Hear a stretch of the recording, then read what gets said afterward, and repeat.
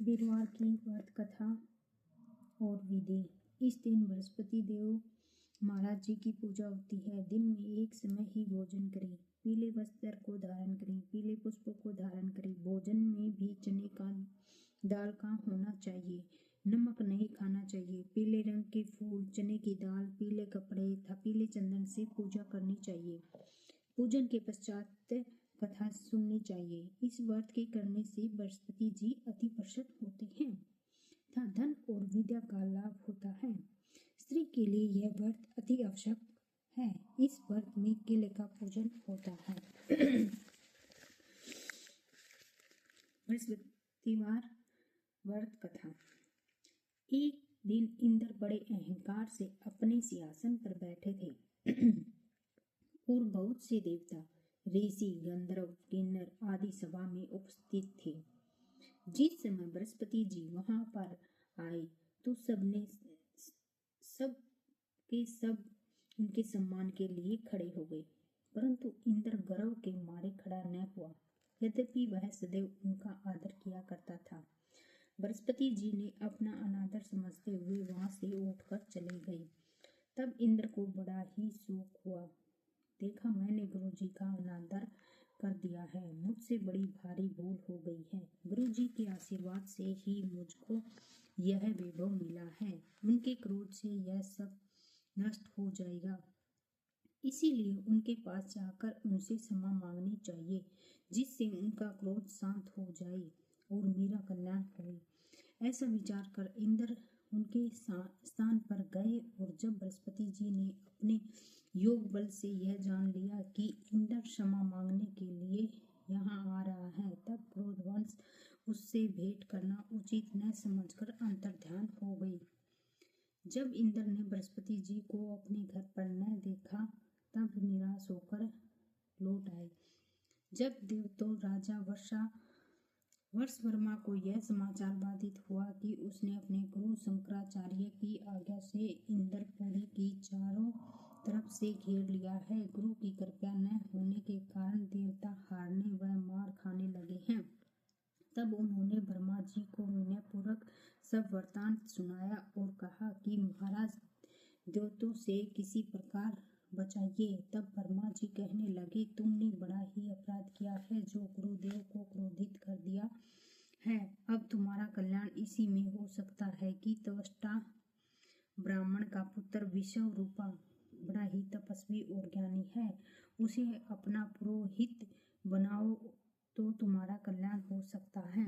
यह वचन सुनते ही इंद्र त्वष्टा के पास गए और बड़े विनीत भाव से त्वष्टा से कहने लगे कि आप हमारे पुरोहित बनिए, जिससे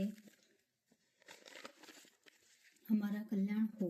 तब त्वष्टा ने उत्तर दिया कि पुरोहित बनने से तपो बल घट जाता है, परंतु तुम बहुत ही विनती करते हो, इसलिए मेरा पुत्र विश्वरूपा पुरोहित बनकर तुम्हारी रक्षा करेगा। विश्वरूपा ने पिता की आज्ञा से पुरोहित बनकर ऐसा यत्न किया कि हरि इच्छा से इंद्र वर्षवर्मा को युद्ध में जीतकर अपने इंद्रासन पर स्थित हुआ। विश्वरूपा के 3 मुख थे। एक मुख से वह सोमपल्ली लता का रस निकाल पीते थे, दूसरे मुख से वह मदिरा पीते थे और तीसरे मुख से अनादि भोजन करते थे। इंद्र ने कुछ दिनों उपरांत कहा कि मैं आपकी कृपा से यह करना चाहता हूँ।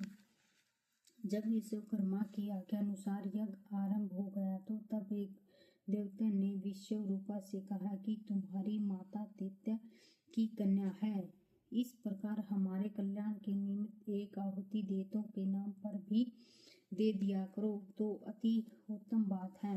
विश्वरूपा उस देवता का कहा कि आहुति देते समय नाम में धीरे से लेने लगा। इसी कारण यज्ञ करने से देवताओं का तेज नहीं बढ़ा।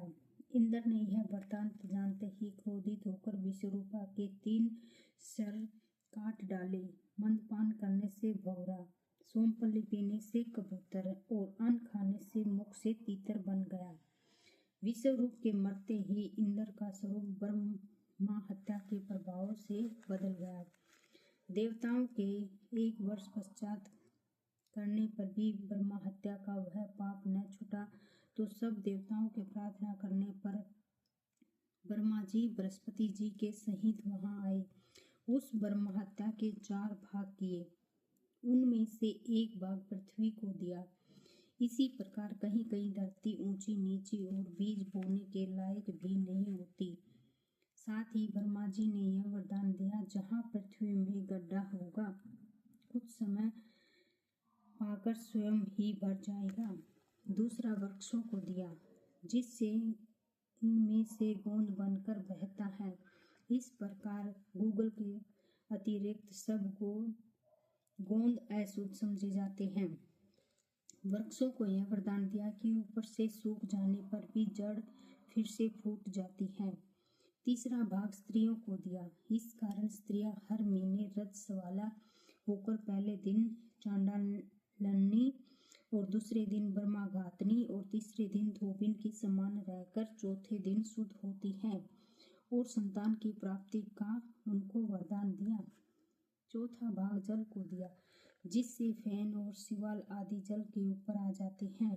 जल को यह वरदान मिला कि जिस चीज में डाला जाएगा वह बोझ बढ़ जाएगा। इस प्रकार इंद्र को ब्रह्म हत्या के पाप से मुक्त किया। जो मनुष्य इस कथा को पढ़ता है, सुनता है, उसके सब पाप बृहस्पति जी महाराज की कृपा से नष्ट होते हैं। जय हो बृहस्पति महाराज की, जय हो। वीडियो आपको कैसी लगी प्लीज़ कमेंट करके बताएं। हर हर महादेव।